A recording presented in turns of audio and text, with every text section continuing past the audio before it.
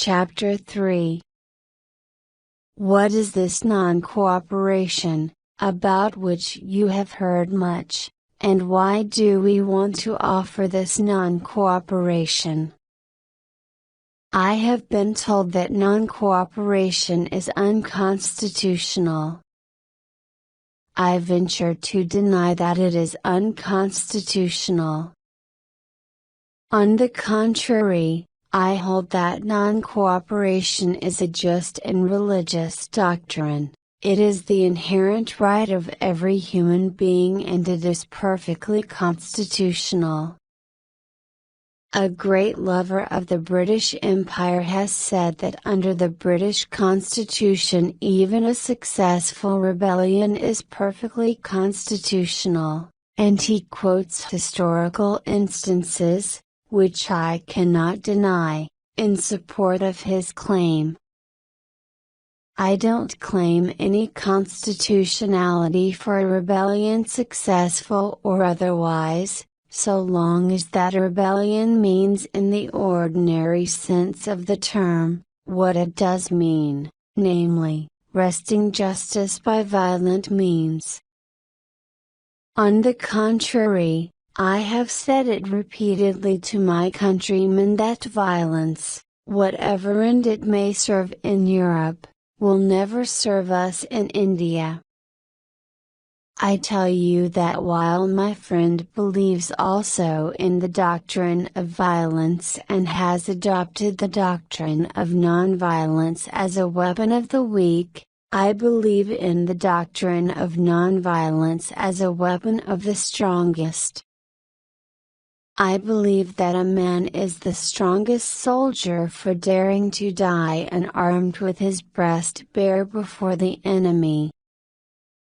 So much for the nonviolent part of non-cooperation. I, therefore, venture to suggest to my learned countrymen that so long as the doctrine of non-cooperation remains nonviolent, so long there is nothing unconstitutional in that doctrine. I ask further, is it unconstitutional for me to say to the British government I refuse to serve you?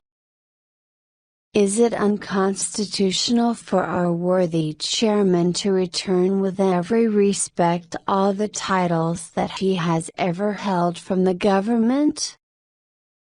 Is it unconstitutional for any parent to withdraw his children from a government or aided school? Is it unconstitutional for a lawyer to say I shall no longer support the arm of the law so long as that arm of law is used not to raise me but to debase me? Is it unconstitutional for a civil servant or for a judge to say, I refuse to serve a government which does not wish to respect the wishes of the whole people? I ask, is it unconstitutional for a policeman or for a soldier to tender his resignation when he knows that he is called to serve a government which traduces his own countrymen? Is it unconstitutional for me to go to the agriculturist and say to him it's not wise for you to pay any taxes, if these taxes are used by the government not to raise you but to weaken you? I hold and I venture to submit, that there is nothing unconstitutional in it. What is more, I have done every one of these things in my life, and nobody has questioned the constitutional character of it. I submit that in the whole plan of non-cooperation, there is nothing unconstitutional. But I do venture to suggest that it will be highly unconstitutional in the midst of this unconstitutional government, in the midst of a nation which has built up its magnificent constitution, for the people of India to become weak and to crawl on their belly, It will be highly unconstitutional for the people of India to pocket every insult that is offered to them. It is highly unconstitutional for the 70 millions of Mohammedans of India to submit to a violent wrong done to their religion. It is highly unconstitutional for the whole of India to sit still and cooperate with an unjust government which has trodden under its feet the honor of the Punjab. I say to my countrymen, so long as you have a sense of honor and so long as you wish to remain the descendants and defenders of the noble traditions that have been handed to you for generations after generations, it is unconstitutional for you not to non-cooperate and unconstitutional for you to cooperate with a government which has become so unjust as our government has become. I'm not anti-English, I'm not anti-British, I'm not anti any government, but I am anti-untruth, anti-humbug and anti-injustice. So long as the government spells injustice, it may regard me as its enemy, implacable enemy. Until we have wrung justice, and until we have wrung our self-respect from unwilling hands and from unwilling pens, there can be no cooperation. Our Shastras say, and I say so with the greatest deference to all the greatest religious preceptors of India but without fear of contradiction, that our Shastras teach us that there shall be no cooperation between injustice and justice, between an unjust man and a justice-loving man, between truth and untruth. Cooperation is a duty only so long as government protects your honor, and non-cooperation is an equal duty when the government, instead of protecting, robs you of your honor. That's the doctrine of non-cooperation. Chapter 4. This is a day of national consecration. And I am certain that on this day my fellow Americans expect that on my induction into the presidency, I will address them with a candor and a decision which the present situation of our people impels. This is preeminently the time to speak the truth, the whole truth, frankly and boldly. Nor need we shrink from honestly facing conditions in our country today. This great nation will endure, as it has endured, will revive and will prosper. So, first of all, let me assert my firm belief that the only thing we have to fear is fear itself, nameless, unreasoning, unjustified terror which paralyzes needed efforts to convert retreat into advance. In every dark hour of our national life, a leadership of frankness and of vigors has met with that understanding and support of the people themselves which is essential to victory. And I am convinced that you will again give that support to leadership in these critical days. In such a spirit on my part and on yours we face our common difficulties. They concern, thank God, only material things.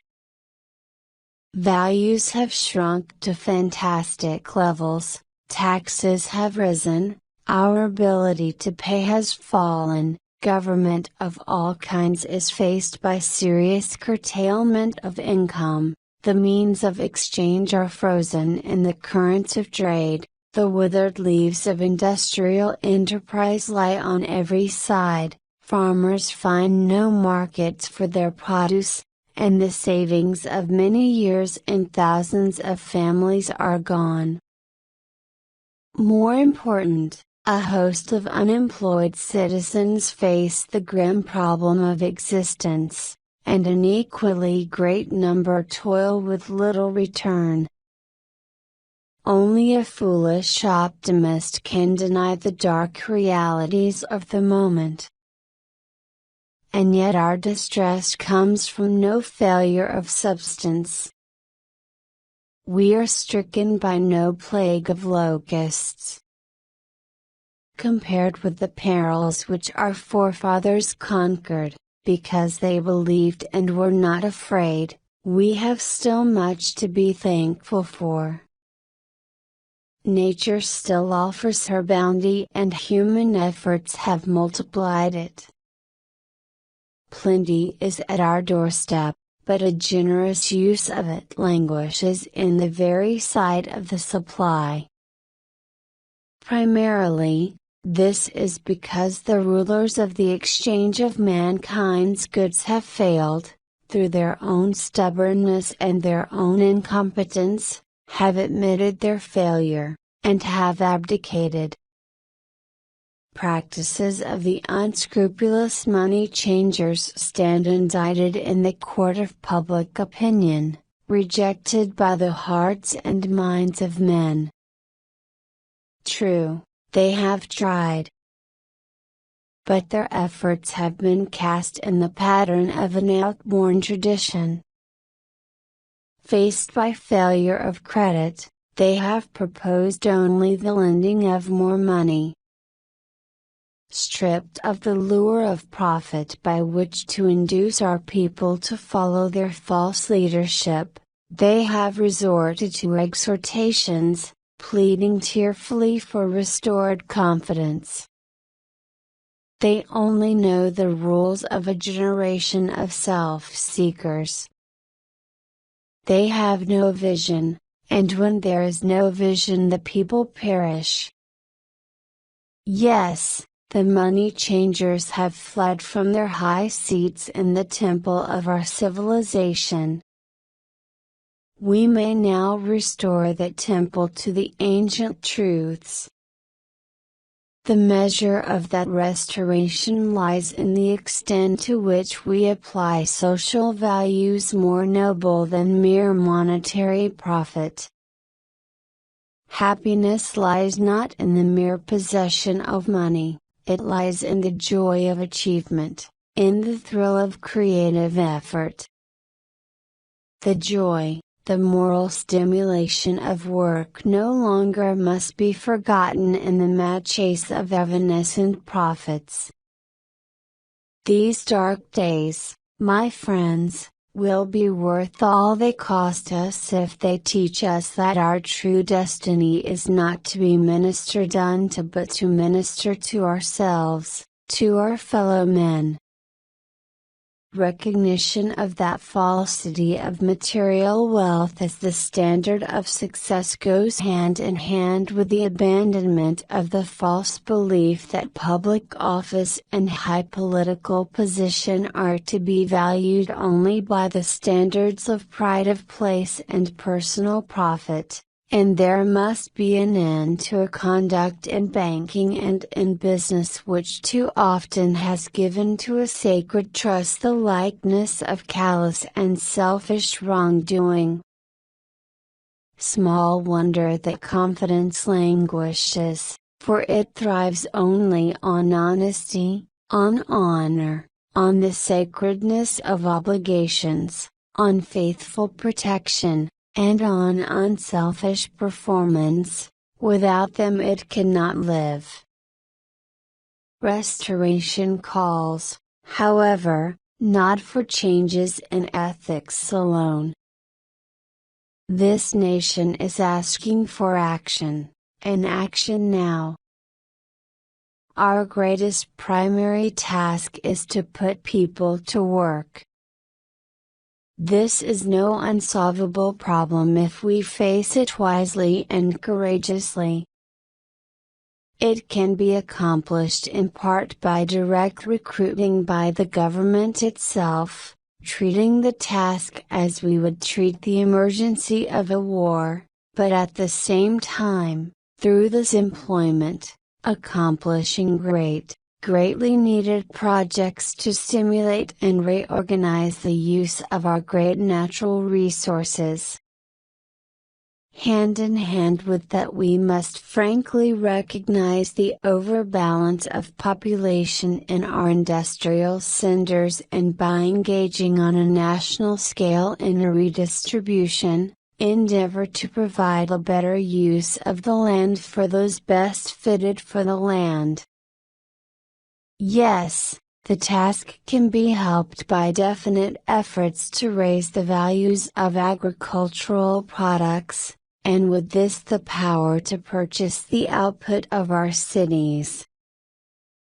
It can be helped by preventing realistically the tragedy of the growing loss through foreclosure of our small homes and our farms.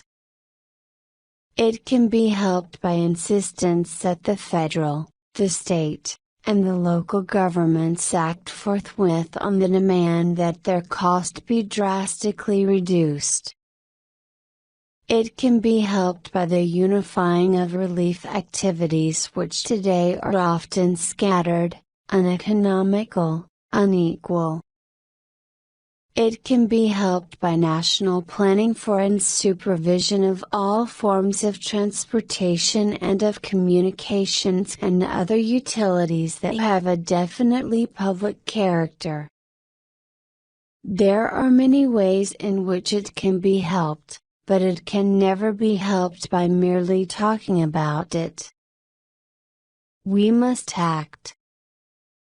We must act quickly. And finally, in our progress towards a resumption of work, we require two safeguards against a return of the evils of the old order. There must be a strict supervision of all banking and credits and investments. There must be an end to speculation with other people's money. And there must be provision for an adequate but sound currency. These, my friends, are the lines of attack. I shall presently urge upon a new Congress in special session detailed measures for their fulfillment, and I shall seek the immediate assistance of the 48 states. Through this program of action we address ourselves to putting our own national house in order and making income balance outgo. Our international trade relations, though vastly important, are in point of time and necessity, secondary to the establishment of a sound national economy. I favor, as a practical policy, the putting of first things first. I shall spare no effort to restore world trade by international economic readjustment, but the emergency at home cannot wait on that accomplishment. The basic thought that guides these specific means of national recovery is not nationally, narrowly nationalistic. It is the insistence, as a first consideration, upon the interdependence of the various elements in and parts of the United States of America, a recognition of the old and permanently important manifestation of the American spirit of the pioneer. It is the way to recovery. It is the immediate way. It is the strongest assurance that recovery will endure. In the field of world policy, I would dedicate this nation to the policy of the good neighbor, the neighbor who resolutely respects himself and, because he does so, respects the rights of others, the neighbor who respects his obligations and respects the sanctity of his agreements in and with a world of neighbors. If I read the temper of our people correctly, we now realize, as we have never realized before, our interdependence on each other, that we cannot merely take, but we must give as well, that if we are to go forward, we must move as a trained and loyal army willing to sacrifice for the good of a common discipline, because without such discipline no progress can be made, no leadership becomes effective. We are, I know, ready and willing to submit our lives and our property to such discipline, because it makes possible a leadership which aims at the larger good. This, I propose to offer, pledging that the larger purposes will bind upon us all as a sacred obligation with a unity of duty hitherto evoked only in times of armed strife. With this pledge taken, I assume unhesitatingly the leadership of this great army of our people dedicated to a disciplined attack upon our common problems. Action in this image, action to this end is feasible under the form of government which we have inherited from our ancestors. Our Constitution is so simple, so practical that it is possible always to meet extraordinary needs by changes in emphasis and arrangement without loss of essential form. That is why our constitutional system has proved itself the most superbly enduring political mechanism the modern world has ever seen. It has met every stress of vast expansion of territory, of foreign wars, of bitter internal strife, of world relations. And it is to be hoped that the normal balance of executive and legislative authority may be wholly equal, wholly adequate to meet the unprecedented task before us. But it may be that an unprecedented demand and need for undelayed action may call for temporary departure from that normal balance of public procedure. I am prepared under my constitutional duty to recommend the measures that a stricken nation in the midst of a stricken world may require. These measures, or such other measures as the Congress may build out of its experience and wisdom, I shall seek, within my constitutional authority, to bring to speedy adoption. But, in the event that the Congress shall fail to take one of these two courses, in the event that the national emergency is still critical, I shall not evade the clear course of duty that will then confront me. I shall ask the Congress for the one remaining instrument to meet the crisis, broad executive power to wage a war against the emergency, as great as the power that would be given to me if we were in fact invaded by a foreign foe. For the trust reposed in me, I will return the courage and the devotion that befit the time. I can do no less. We face the arduous days that lie before us in the warm courage of national unity, with the clear consciousness of seeking old and precious moral values, with the clean satisfaction that comes from the stern performance of duty by old and young alike. We aim at the assurance of a rounded, a permanent national life. We do not distrust the future of essential democracy. The people of the United States have not failed. In their need they have registered a mandate that they want direct, vigorous action. They have asked for discipline and direction under leadership. They have made me the present instrument of their wishes. In the spirit of the gift I take it. in this dedication of a nation, we humbly ask the blessing of God. May He protect each and every one of us. May He guide me in the days to come. Chapter 5. Vice President Johnson, Mr. Speaker, Mr. Chief Justice, President Eisenhower, Vice President Nixon, President Truman, Reverend clergy, fellow citizens.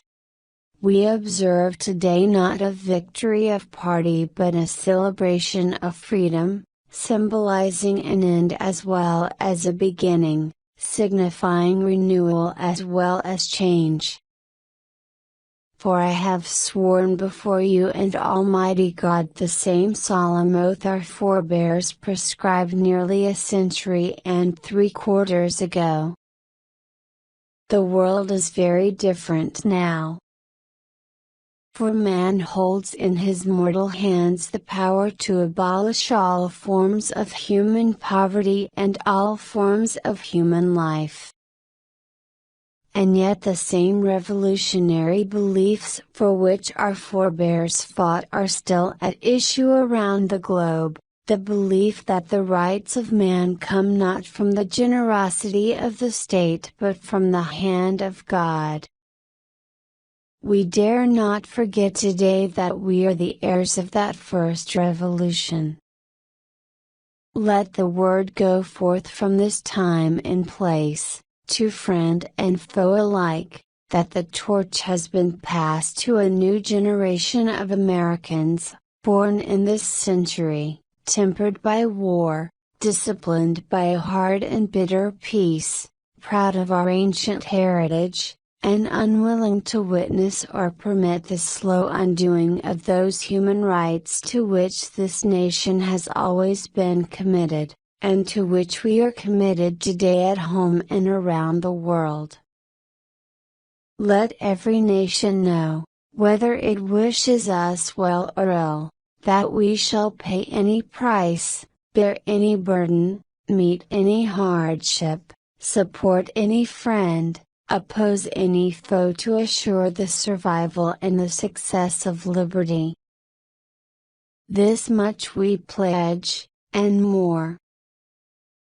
To those old allies whose cultural and spiritual origins we share, we pledge the loyalty of faithful friends. United, there is little we cannot do in a host of cooperative ventures. Divided, there is little we can do, for we dare not meet a powerful challenge at odds and split asunder.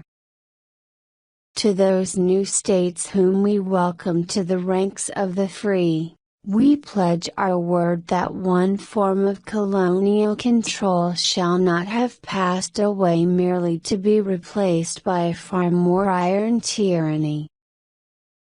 We shall not always expect to find them supporting our view, but we shall always hope to find them strongly supporting their own freedom, and to remember that, in the past, those who foolishly sought power by riding the back of the tiger ended up inside.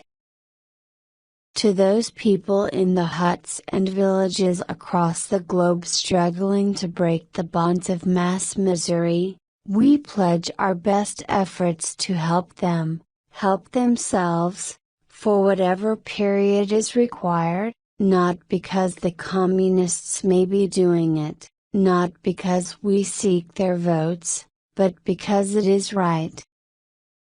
If a free society cannot help the many who are poor, it cannot save the few who are rich.